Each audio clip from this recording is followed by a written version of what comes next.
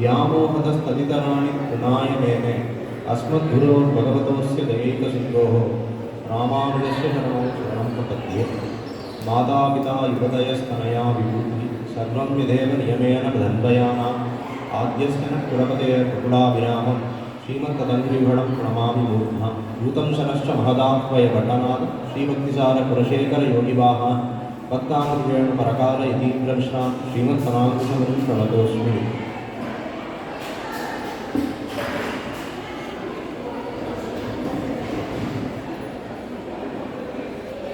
अखिलात्मगुणावासम् अज्ञानतिमिरावहम् आश्रितानां सुचरणं वन्दे अनन्तार्यदेशिकम् श्रीमद्रामानुजाचार्य श्रीपादाम्बोरुहद्वयं सदुत्तमाङ्गसन्तार्यमनन्तार्यमहं भजे। श्रीमत्पनीन्द्रकुलवारिधि पारिजातं लोकार्यवर्यतनयं श्रुततत्पदाब्जं तस्मादपाब्धनिगमाब्धयुगाब्धबोधं गोविन्ददेशिकमहं प्रणमामि मूर्ध्ना। शेषार्यवंशविनोदति शीतबानं गोविन्दसूरितनयं तदवाब्धबोधं तत्पादसंश्लेषितं निखिलाभिमाड्यं श्रीवासरोगुरुमन्वहमाश्रयामः। द्राविडागमबोद्धारम् अनन्तार्यकुलोद्भवं श्रीनिवासार्यतनयं रङ्गनाथमहं भजे। श्रीवत्सचिह्नमिश्रेभ्यो नवमुक्तिमदीमहे यदुक्तयस्त्रयीकण्ठे यान्ति मङ्गलसूत्रताम्।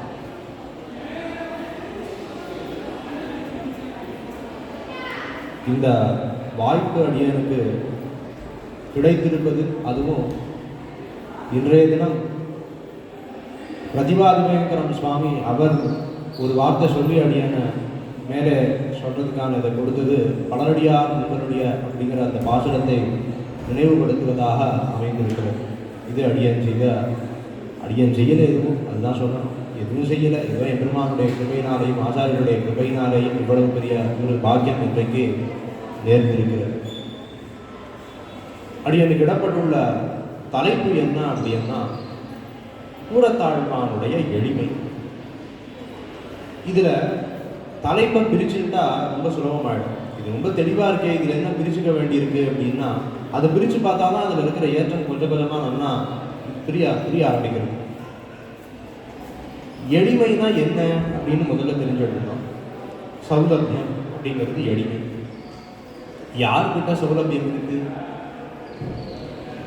இன்னைக்கு ஒருத்தர் வந்தார், அவர் ரொம்ப சாமானியரா ஒன்றும் படாடோபம்லாம் இல்லாத சைக்கிள்லேயே வந்தார், பேச வேண்டியதை பேசினார், திரும்ப சைக்கிள்லேயே போயிட்டார், ரொம்ப சௌலபியர் அப்படின்னா.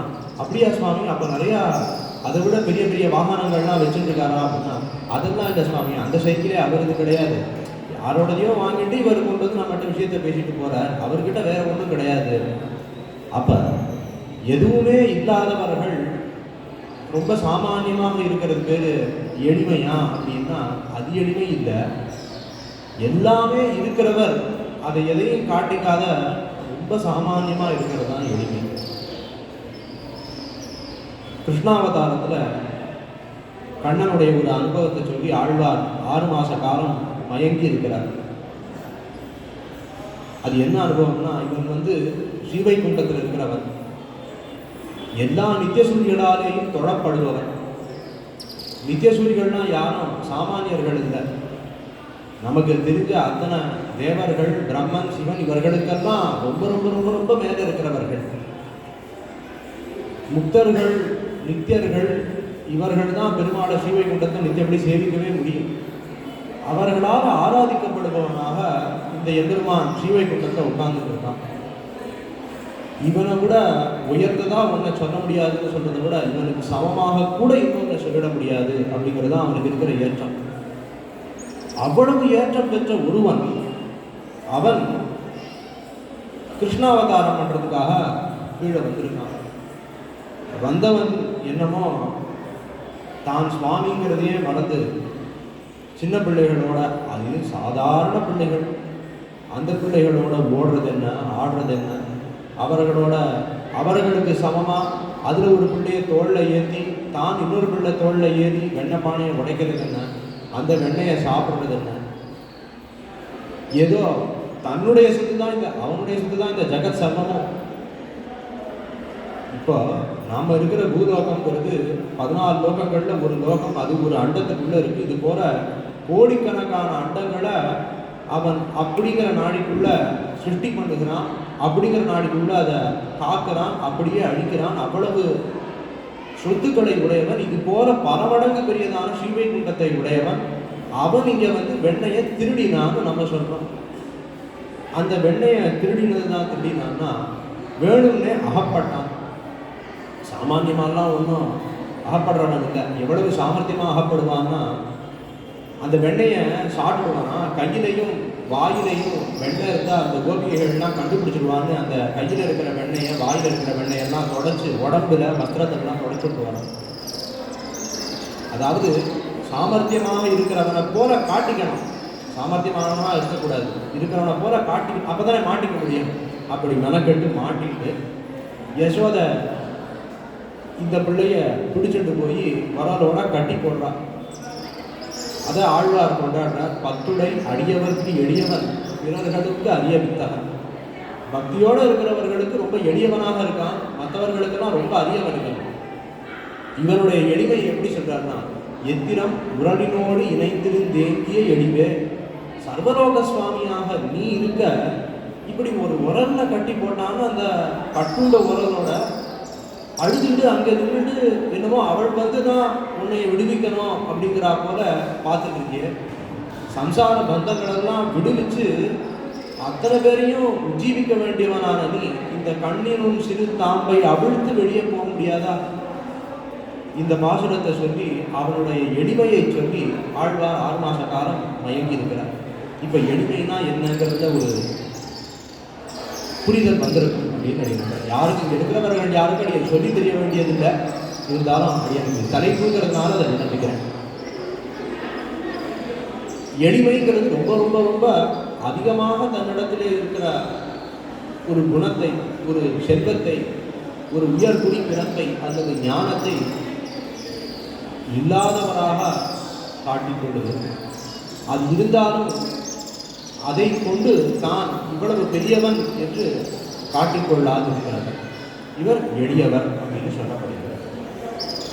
சரி, கூரத்தாழ்வானுடைய வைபவத்துக்குள்ள நுழையச்சேயே சாதாரணமாக எல்லா உபன்யாசங்களிலேயும் ராமானுஜ உத்தந்தாதியில் இருக்கிற அந்த பாசுரத்தை சொல்லி ஆரம்பிக்கிற வழக்கம். ஒளியை கடக்கும் பெரும்புகழான் வஞ்சம் குறும்பான் ஒளியை கடக்கும் நம் கூரத்தாழ்வான் சரண் கூடியவன் வழியை கடக்கும் ராமானுஜன் புகழ்பாடி அல்லா வழியை கடக்க எனக்கினியாது வருத்தவன்னே. அதுல வஞ்சம் குறும்பான் ஒளியை கடக்கும் நம் கூரத்தாழ்வான், ஒளியை கடக்கும் பெரும்புகழான், அது நமக்கு சாமானியமா எல்லாருக்கும் தெரிஞ்சிடுற விஷயம். தமிழ்ல நேரே அர்த்தம் வருகிறது. ஒளிகள்னா நம்ம சொல்லுகிற வார்த்தைகளுக்கானாலே அவருடைய புகழை அடக்கிவிட முடியாது என்கிறபடி பெரிய கீர்த்தியை உடையவர், ஒளியை கடக்கும் பெரும்புகழாளர். வஞ்சம் குறும்பு அப்படின்னா என்னன்னா, தன்னிடத்திலே இருக்கிற இந்த 3 ஏற்றங்களையும் அதனால ஏற்படக்கூடிய கர்வத்தையும் அழித்து காட்டியவர். எதனாலே கர்வம் வருகிறது அப்படின்னா, பிறப்பினாலே கர்வம் வரும், உயர்குடி உயர் பிறப்பு, இதனாலே கர்வம் வரும். நிறைந்த செல்வம், பெரிய செல்வம் சேர்ந்தா அந்த செல்வத்தினாலே செழித்து வரும். அளவிறந்த விஷயங்களை அறிந்து கொண்டு பெரிய ஞானத்தை உடையவராக இருந்தால் அந்த ஞானத்தினாலே செழித்து வரும். இப்படி 3 விஷயங்களினாலே இந்த 3 குழிகளை கடந்தவர். இந்த 3 பள்ளங்கள் இதெல்லாம் விழுந்தா இழுத்துடும். அதை தாண்டி இவை எல்லா குணங்களையும் உடையவராக, எல்லா விஷயங்களும் இருந்தவராக இருந்தாலும் அதனாலே கர்வம் ஏற்படாதவராக இருக்கிறவர் சுவாமி கூரத்தாழ்வான். அவ்வளவு எளியவர் அப்படிங்கிறத சொல்லுகிறார். முதல்ல பெரும் புகழை உடையவர்னு சொல்லிட்டார், ஒளியை கடக்கும் பெரும் புகழான். அதுக்கப்புறமா இந்த 3 இடத்திலேயும் சிக்காதவர், பிறப்பினாலே ஏற்பட்ட உயர்த்தியிலேயோ அல்லது செல்வத்தினாலே ஏற்படுகிற உயர்த்தியிலேயோ அல்லது ஞானத்தினாலே ஏற்படுகிற உயர்த்தியிலேயோ தான் கர்வம் கொள்ளாதிருப்பவர் அப்படிங்கிறத காட்டுறார். இது என்ன ஒன்றொன்னா பிரித்து பார்த்துட்டே வரலாம்.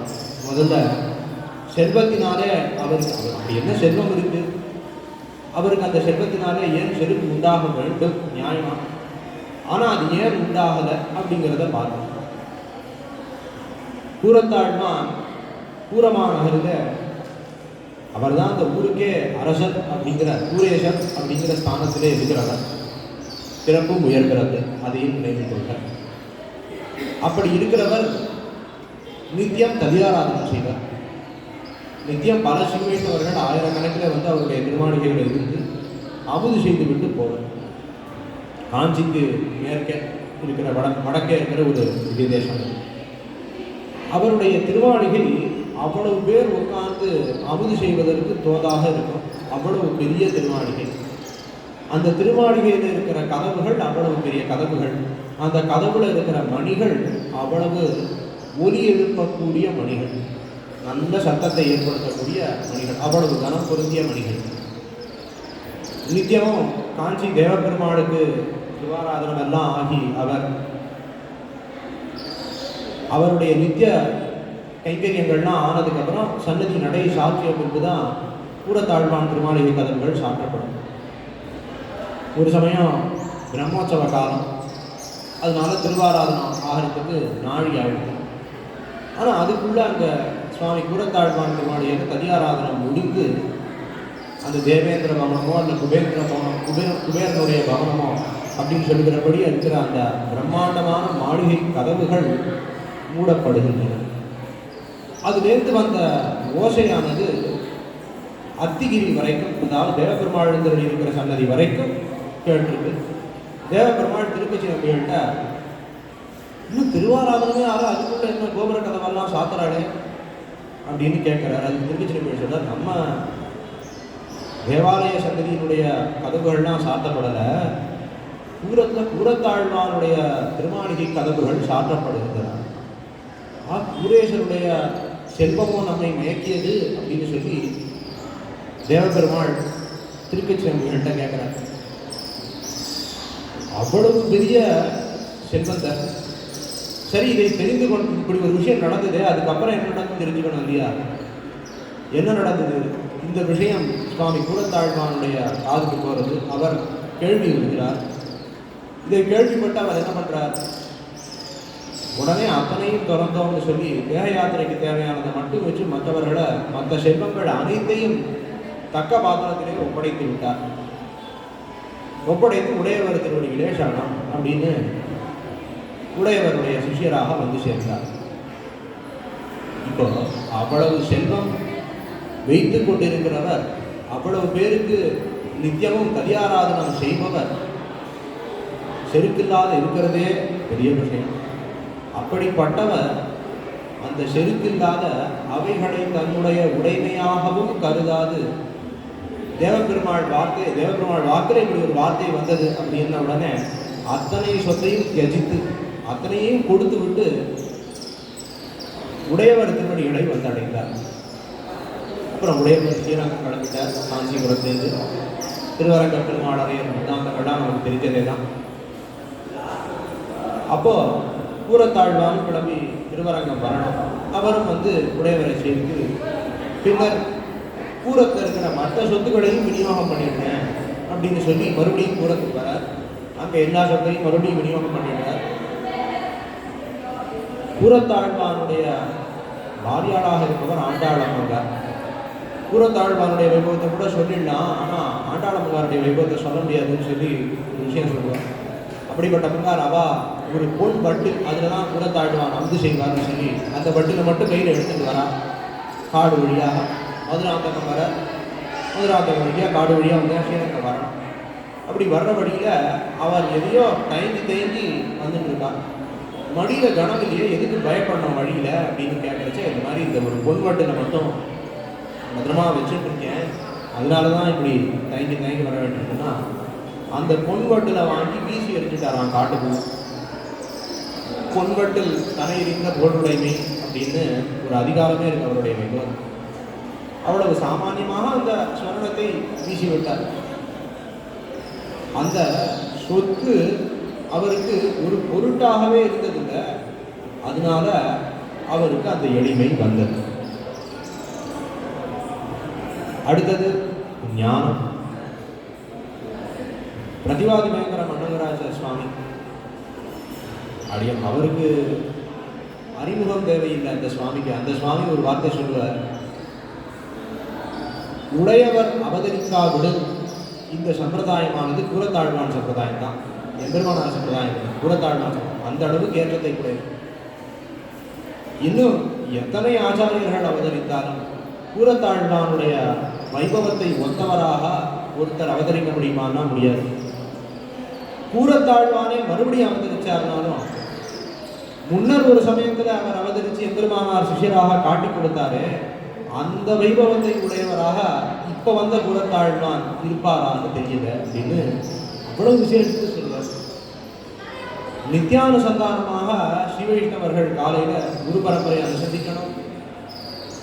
ஆழ்வார்கள் பாசங்கள் திருப்பல்லாண்டு திருப்பாவைகள்லாம் அதெல்லாம் நித்தியானுசந்தானமாக கொள்ள வேண்டும் அப்படின்னு தனியாக ஒரு புத்தகமே அச்சுட்டு விட்டுப்பாங்க, நித்தியானுசந்தானம் அப்படின்னு. அதுதான் நித்தியானுசந்தானமானா இல்லை, கூறத்தாழ்வானுடைய வைபவம் தான் நித்தியானுசந்தானம் அப்படின்னு அந்த சுவாமி சாப்பிடுறார். அவருடைய கீர்த்தி எத்தகையது, அவருடைய ஞானம் எத்தகையது அப்படின்னா, நேராக எம்பெருமானார் ஒரு சமயம் காஷ்மீர தேசத்துக்கு போயிருந்த ஆளவந்தாருடைய கட்டளைகளை நிறைவேற்றுவதற்காக. காஷ்மீர தேசம் எதற்காக போனார் அப்படின்னா, பிரம்மசூத்திரத்துக்கு சரியான பாஷ்யத்தை எழுத வேண்டும் அப்படின்னு. சங்கரர் சொன்னது சங்கர பாஷ்யம், அது அத்வைத பரமாக சொல்லப்பட்ட பாஷ்யம். இப்படி அந்தந்த மதத்திற்கு ஏற்றா போல பாஷ்யம் இருக்கே தவிர சரியான பாஷ்யம்னு ஒன்று ஏற்படாது. அதை செய்ய வேண்டும் என்று ஆளவந்தார் திருவுள்ளம். அதை எம்பெருமானார் நிறைவேற்றி வைப்பதற்காக காஷ்மீர தேசம் சென்றார். காஷ்மீர தேசம் போயிட்டார்.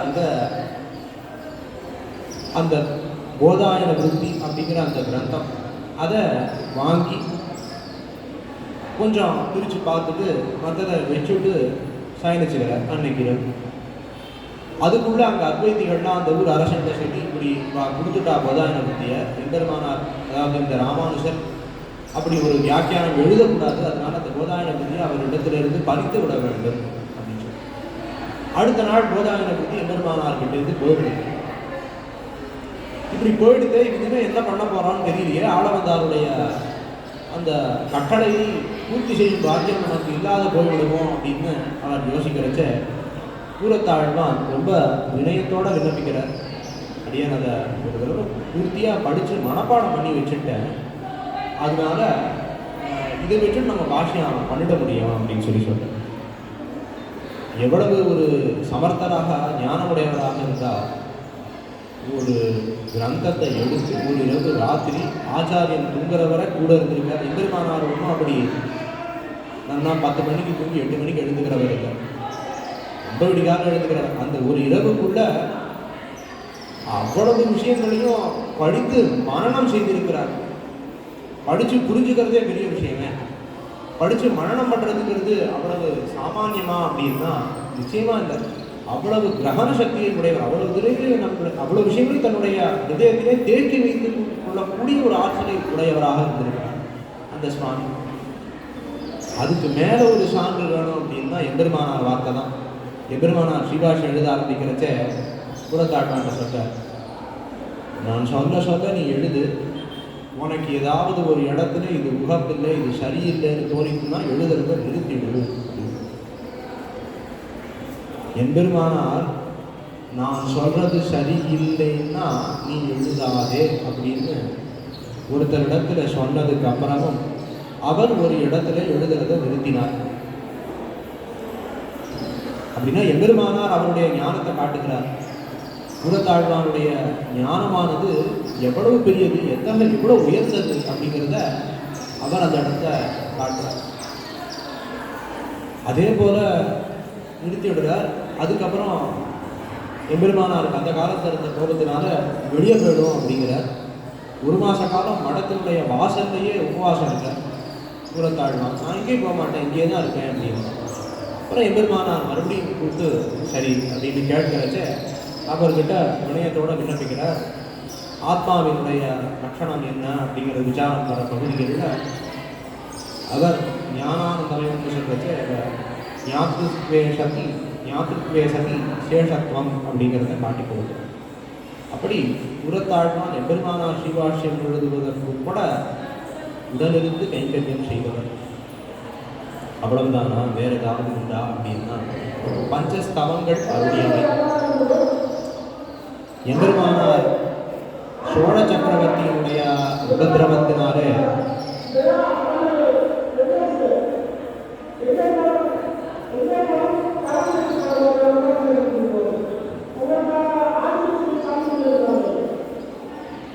சோழ சக்கரவர்த்தியினுடைய உபதிரவத்தினாலே எம்பெருமானார் மேல் நாட்டுக்கு எழுந்திருக்கிறார், திருநாராயணபுரத்துக்கு எழுந்திருக்கிறார். அடி தொடரட்டுமா இல்லை இது கொஞ்சம் முடியட்டுமா?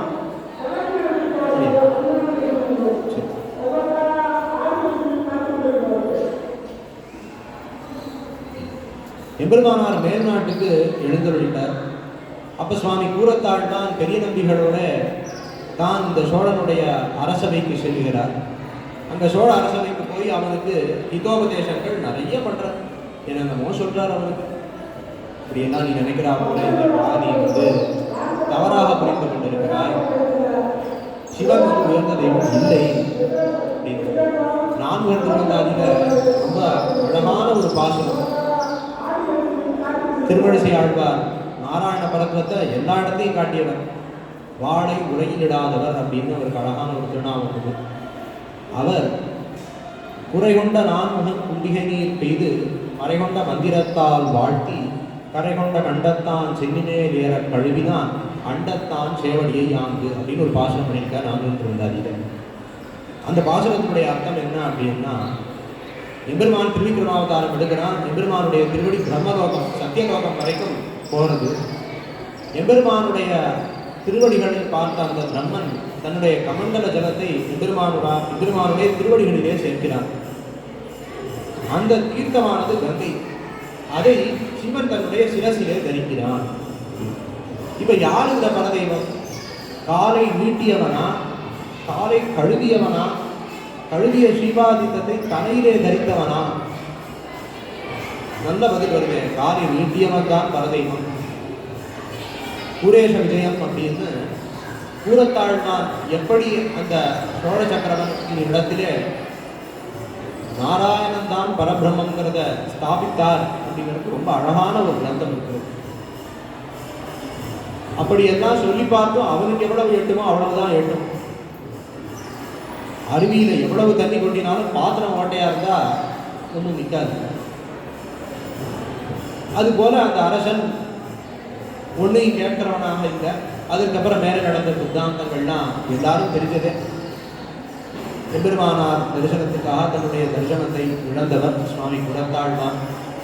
அவர் திருவரங்கம் வர திருவரங்கம் சரி எம்பெருமானாரும் மேல்நாட்டுக்கு எழுந்துவிட்டார்.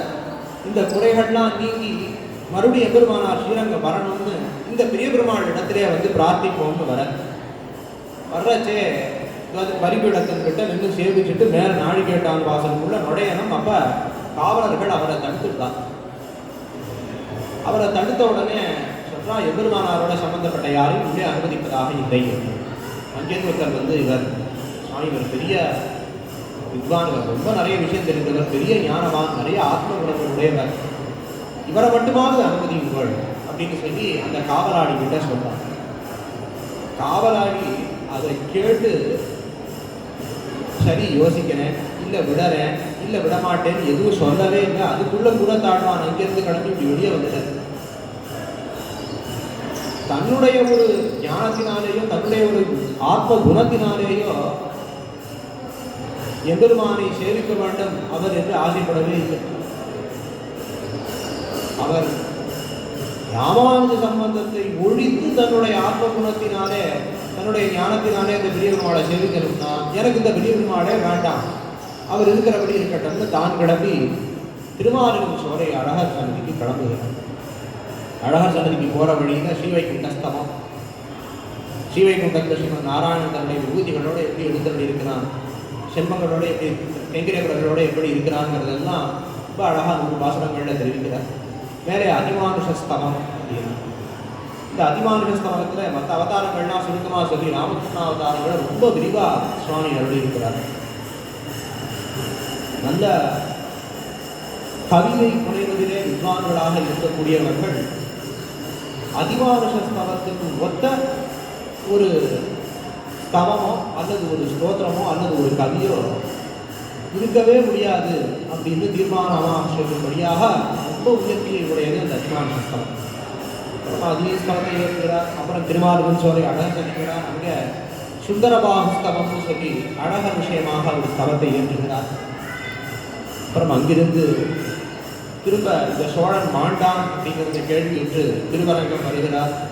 எம்பெருமானாரும் மேல் நாட்டிலிருந்து ஸ்ரீரங்கம் வர எம்பெருமானாரை சேவிச்சு ரொம்ப சந்தோஷத்தோடு இருக்க. அப்புறம் எம்பெருமானார் தேவபெருமாள் விஷயமாக ஒரு ஸ்தவம் பண்ணோம் அப்படின்னு சொல்லி காஞ்சி வரதராஜ பெருமாள் விஷயமாக ஒரு ஸ்தவம் செய்ய சொல்கிறார். அவருடைய ஆட்சியினாலே வரதராஜ ஸ்தவம்னு ஒரு ஸ்தவத்தை ஏற்கிறார். அதில் நீலமேகம் அப்படின்னு வருகிற அந்த ஸ்லோகத்தை கூறத்தாழ்வான் சொல்லி விண்ணப்பித்ததுமே அன்றைக்கு இரவே தேவபெருமாள் அவருக்கு தன்னை சேவிக்கிறதுக்கான திவ்யமான நேத்திரங்கள் கண்களை கொடுத்துடும். எம்பெருமானாருக்கு அது பத்தலை. எம்பெருமானார் அதே தான் இப்படி பார்த்தோம், நீ பாவம் நம்மோடன்னு சொல்லி மறுபடியும் தேவபெருமாள்கிட்டே கூட்டிகிட்டு போய் இதை விண்ணப்பியும் அவர் உமக்கு நிச்சயம் கண்களையே கொடுத்துருவார் அப்படின்னு சொல்லி கூட்டிட்டு போற. அங்கேயும் போய் கூறத்தாழ்வான் என்ன வேண்டும் அப்படின்னு கேட்கறச்ச, நாம் பெரும் பேரு நாரூரானும் பெற வேண்டும் அப்படின்னு தான் கேட்கிறார். நாரூரான்கிறவன் தான் எம்பெருமானாரை காட்டி கொடுத்தவன், சோழ அரசவையில் இருந்தவன். அவன் அவ்வளவு தாழ்ந்தவனாக இருக்கிறான். நம்ம இறங்கல, நம்ம கருணை பார்க்கல அப்படின்னா அவனுக்கு வேற யார் கருணை பார்ப்பான், அவனுக்காக வேற யார் இறங்குவார் அப்படின்னு அவனுக்காக இறங்கி நாம் பெரும் பேர் நாரூரானும் பெற வேண்டும் பிரார்த்திப்பவர். இவ்வளவு கருணை, அந்த கருணையோடு இருக்கிற பெரிய ஞானத்தை உடையவர். மேலே ஸ்ரீஸ்தவம்னு ஒரு ஸ்தவத்தை மறுபடி பஞ்சஸ்தவங்கள் அருளி செய்திருக்கிறார். மேலும் பல ஸ்தோத்திரங்களை அருளி செய்திருக்கிறார். அவைகள் நமக்கு இப்போ கிடைக்கிறது இல்லை. அவ்வளவு பெரிய ஞானத்தை உடையவராக சுவாமி கூறத்தாழ்வான் இருக்கிறார். இந்த ஞானத்தை எப்போ அவர் தடையான்னு தெரியுமா? முதல்ல இந்த திருவரங்கம் பெரிய கோவிலுக்கு அவர் உள்ள நுழைய வச்சே இவரை அதுக்காக நான் எம்பெருமானார் சம்பந்தம் இல்லை அப்படின்னு ஒத்துண்டதான் நான் போய் பெருமாள் சேவிக்க மாட்டேன்னு சொல்லி ஒரு இடத்துல அதை நகர்த்தினார். முழுமையாக அது வேண்டியே இருக்கிறதையே அப்படின்னு நினைச்ச ஒரு இடம் உண்டு. அது என்னன்னா, ஒரு சமயம் ஒரு வாய் பேச முடியாதவர், காது கேளாதவர் எம்பெருமானார் திருவடிகளை ஆசிரியர் வந்தார். அவருக்கு என்னத்தை சொல்லி உபதேசிக்கிறது எம்பெருமானார்? அவருக்கு ஏதாவது மந்திரங்களை சொன்னால் அவரால் கேட்க முடியுமான்னா அவரால் அதுவும் கேட்க முடியாது. அதனால் எம்பெருமானார் என்ன பண்ணார்னா, அவரை கையை பிடிச்சி கூட்டிகிட்டு போய் ஒரு அறையில் ஏகாந்தமாக அவரை உட்கார வச்சு கதவெல்லாம் சாத்திடுறார். கூறத்தாழ்வானுக்கு அந்த ஆர்வம் அடங்கலை.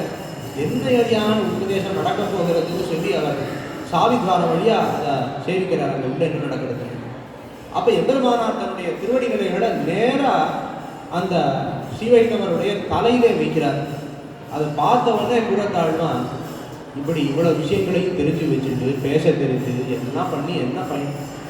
ஊமையான்னா பிறந்திருக்கணும், காது கேட்காதவனான்னா பிறந்திருக்கணும், எந்த விஷயம் கிரகிக்க தெரியாம எம்பெருமானாரை மட்டுமே பிடிச்சவனான்னா இருந்திருக்கணும்.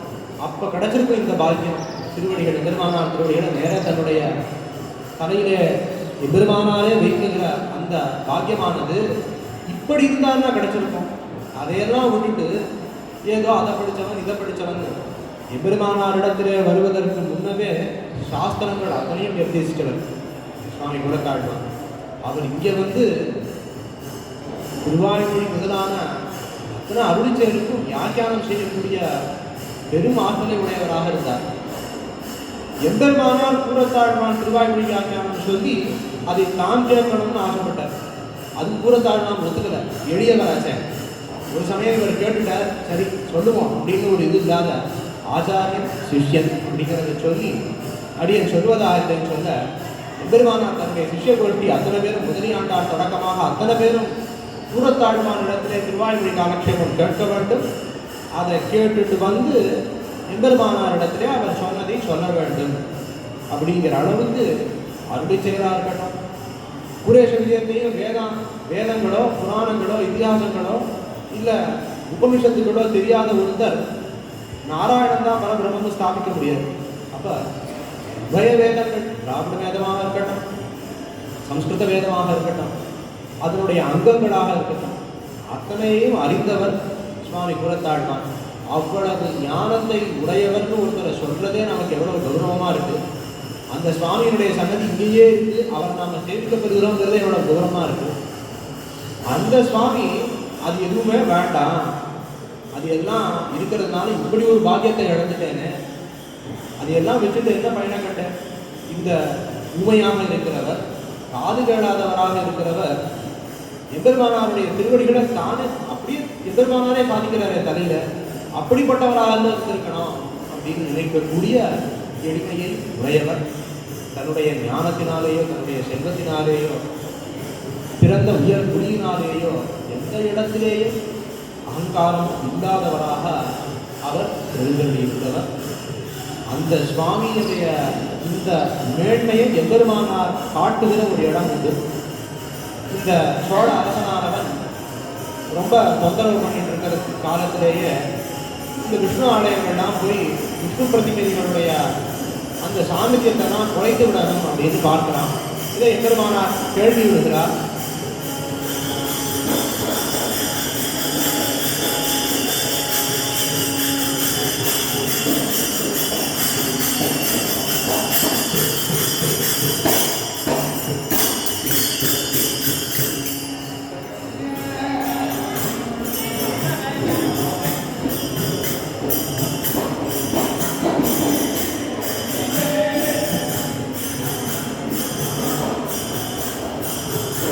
இதை எம்பெருமானார் கேள்வி விடுகிறார். அதனால தன்னுடைய ஆச்சாரியரான பெரிய நம்பிகளிடத்திலே பிரார்த்திக்கிறார்.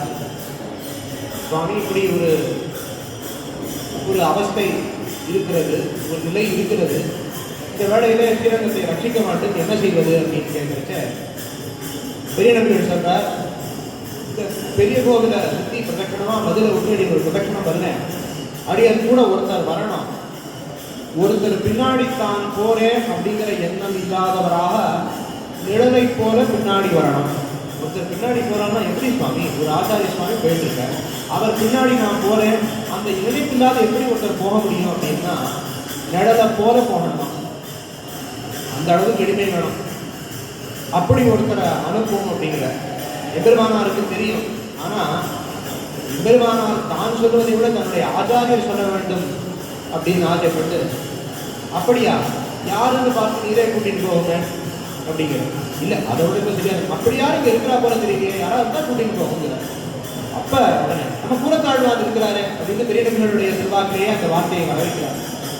பெரிய நம்பிகளும் அந்த கைங்கரியத்தை கூறத்தாழ்வானே சென்று அதை முடித்து வைக்கிறார். அவருக்கு இருந்த பக்தியா இருக்கட்டும், இன்னும் எத்தனையோ குணங்களை சொல்லிட்டே போகலாம். அது எல்லாவற்றும் அவ்வளவு இருந்தும் அந்த ஒரு எளிமை அப்படிங்கிறது தான் ரொம்ப, அது எல்லாவற்றையும் தாண்டி மேலோங்கி எழுந்து இருக்கிறது. ஒரு சமயம் கூறத்தாழ்வான் பெருமழை காரணமாக அவர் எதுவும் தானியங்கள்லாம் சம்பாதிக்க போகல, இதுக்கு போகல, விஷயத்துக்கு போகல, அதனால சாப்பிடவே இல்லை.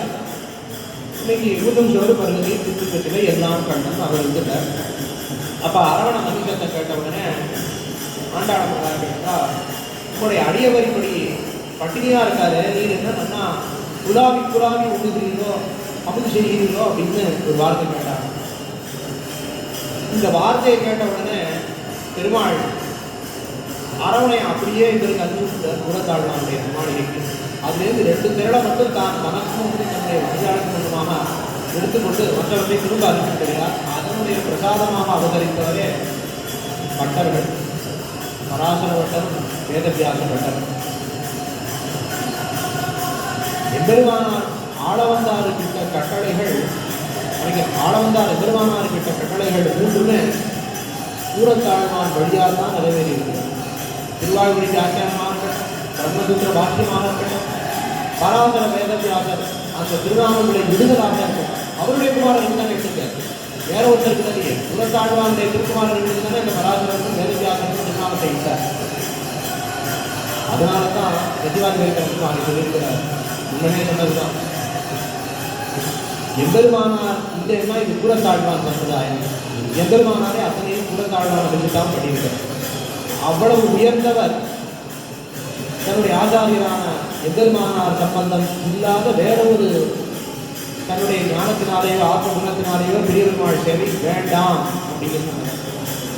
தன்னுடைய ஞானமானது எம்பெருமானாருடைய திருவடிகள் தன்னுடைய தலையிலே நேரே வைப்பதற்கு தடையாக இருக்கிறது. பேசும் சக்தியையும் கேட்கும் சக்தியையும் இழந்தவனாக இருந்திருக்க வேண்டும் அப்படின்னு பிரார்த்திக்கிறோம்.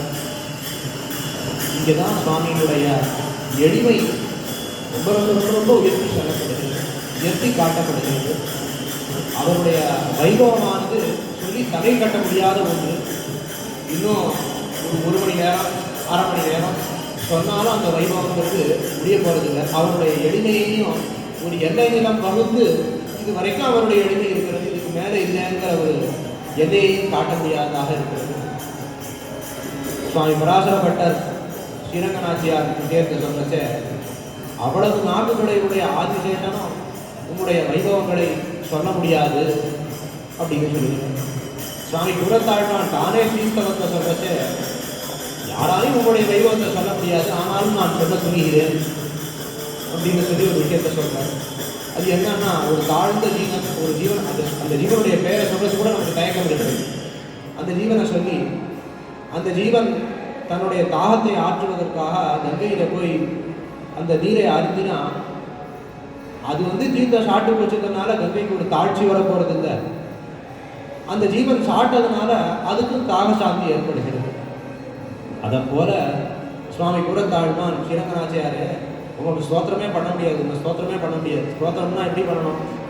அவகிட்ட இருக்கிற எல்லா வைபவங்களையும் சொல்லி ஸ்தோத்திரம் பண்ணணும், இல்லை இல்லாத இது கட்டி ஸ்தோத்திரம் பண்ணணும். அவகிட்ட இருக்கிற எல்லா வைபவங்களையும் சொல்லி ஸ்தோத்திரம் பண்ணுறதுங்கிறது முடியாத காரியம். அவகிட்ட இல்லாத ஒன்று இருந்தால் தானே அதை இருக்குதுன்னு சொல்லி இட்டு கட்ட முடியும். அதுக்கும் வழி இல்லை. இப்படி ஸ்தோத்திரமே பண்ண முடியாது. இருந்தாலும் நான் ஸ்தோத்திரம் செய்கிறேன் ஏன்னா அப்படின்னு சொல்லி இந்த ஜந்து கதையை சொல்கிறேன். அது போல எனக்கும் ஒரு இது உண்டாகிறது, கைங்கரியம் கிடைக்கிறது, உனக்கும் நான் சொல்லுவதனாலே ஒரு தோஷம் இல்லை அப்படின்னு இருக்கிறேன். அதை போல ரொம்ப தாழ்ந்த சொற்களை உடையவனான அடியேன் இன்னைக்கு கூறத்தாழ்வானுடைய வைபவத்தை அந்த எளிமையை சொல்ல விழைவதும் அது அப்படியே பொருந்தும். அது அப்படியே பொருந்துங்கிறது அதை விட இன்னும் நன்னா பொருந்தும். அடியன் சொல்லுவதனால கூறத்தாழ்வானுடைய வைபவத்துக்கு ஒரு குறையும் வரப்போறதில்லை. சொல்ற அடியனுக்கு நல்ல பாக்கியம் கிட்டிட்டு இவ்வளவு பேர் இந்த எழுதலிலிருந்து கேட்டவே அடியனுக்கு பெரும் பாக்கியமாக கருதுகிறேன். லக்ஷ்மீச்சரண லாட்சாங்க சாட்சாத் ஸ்ரீபக்ஷ பக்ஷசே க்ஷேமங்கராய சர்வேஷாம் ஸ்ரீரங்கேஷாய மங்களம். ஸ்ரீரங்கவாசினே பூயா நித்யஸ்ரீ நித்யமங்களம்.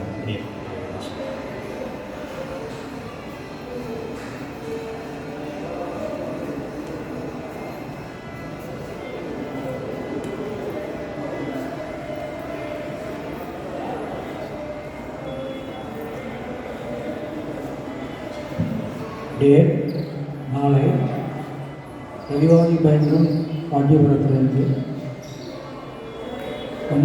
உபன்யாசம் செய்ய இருக்கிறார். அவர் பேரை சொல்றதுக்கு எனக்கு இஷ்டம் இல்லாதனால ரவிவாதி பயங்கரம் சுவாமி காஞ்சிபுரம் என்று கூறுகிறேன். எல்லாரும் இருந்து அணிவிக்குமாறு கேட்டுக்கொள்கிறேன்.